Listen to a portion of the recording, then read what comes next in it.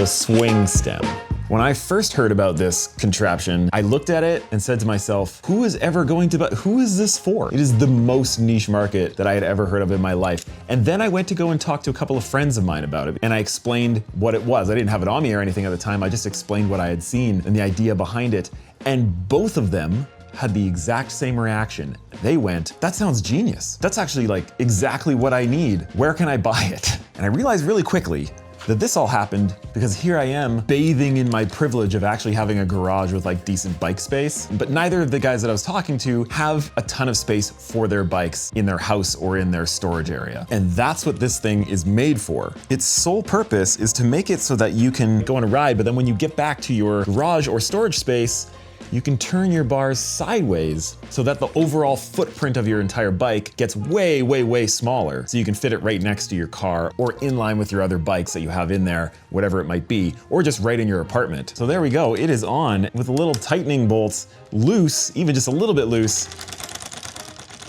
That's what it sounds like and feels like. But what's surprising is that as soon as you actually give it a tighten, it seems to be completely rock solid. Like zero play, no difference from a normal stem. But yeah, when you're done the bike ride, turn one side just to loosen it, and then you pop the other side right out. Whoop! Ah! Your bars move, but your wheel doesn't. Okay, time to give this thing a proper test. This way. So it went from being here, now I can put it all the way in to there.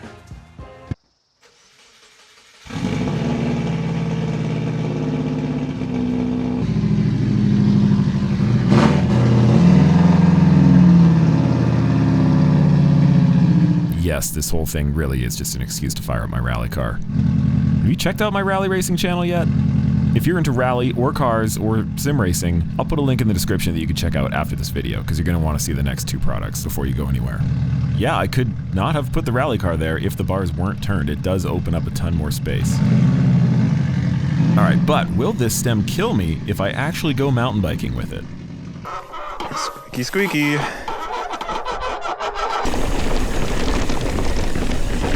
Oh, I got no brakes.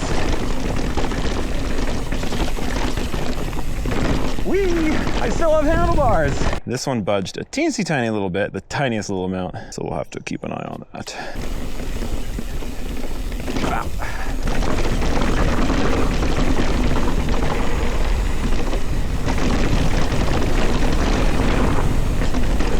All right, let's see. Hey. No movement, no budge.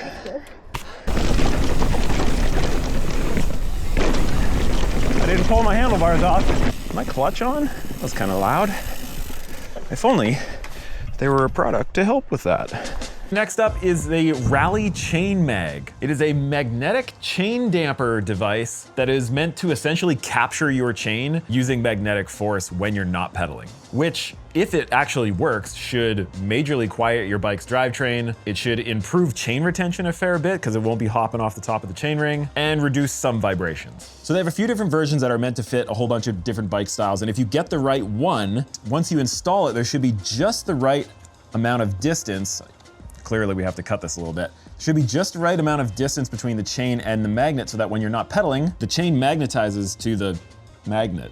And as soon as you're pedaling, you put some tension on it, it releases. Let's see if it actually works.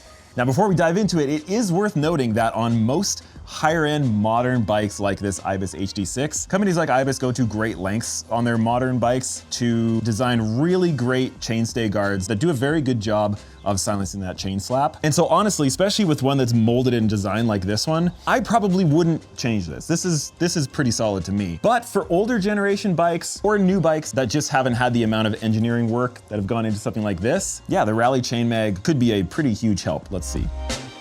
So we'll be swapping out the chainstay protector on Casey's Ibis HD5.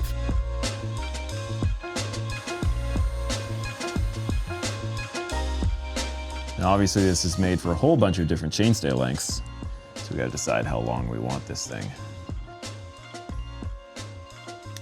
So I cut it a little bit long intentionally. I wanted to see, I might actually trim some of these down.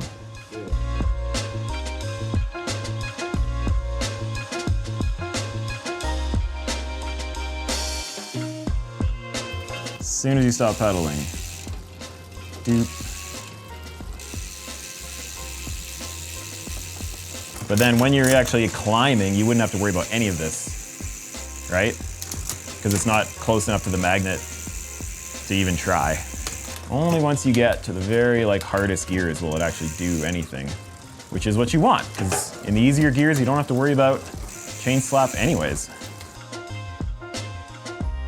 Okay, we filmed a little before and after footage on the same exact trails taking the very same lines. Check this out.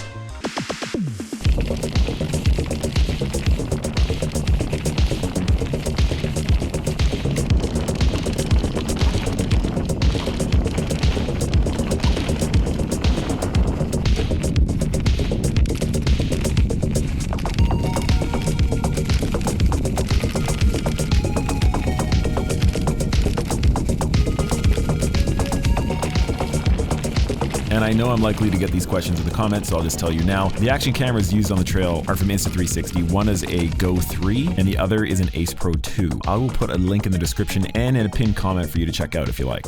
Okay, so it is worth mentioning two things. One, take your kid to work day.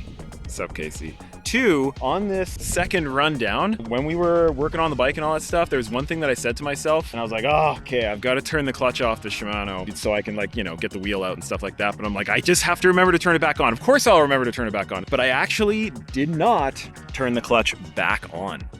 So that was even with the clutch completely off. We just reviewed the footage here in the woods on the back of the camera, and even on the back of the camera, we can easily see that there was a really, really big difference. Bigger difference than I actually thought it was gonna be. It was way better. Morons. These are Morons. And I've actually been using these for years now and loving them. And they are loved by bike shops the world over. But what the heck are they? So Ibecycles has a separate brand called Blackbird for a lot of their components that they put on their bikes. And one of the things that they make are handlebars. And what they've designed on the ends of their bars is a threaded insert. And so that with no inserts on there at all, they're 750 millimeter bars. Or you can thread these on to both sides, and it's 25 millimeters per Moron, and it makes it 800 millimeter bars. These little guys add more on to the ends of your handlebars. And if you want to, you can always cut down the Morons to any desired length you want. But what's really cool is, over the years, I've on my Ritmo over there, when I'm riding around locally here in Canmore, we have a lot of cross-country type trails, a lot of really tight trees, and so I tend to like pretty narrow bars, even a little bit more narrow than I would normally ride. So I ride with no Morons on the end of the bars.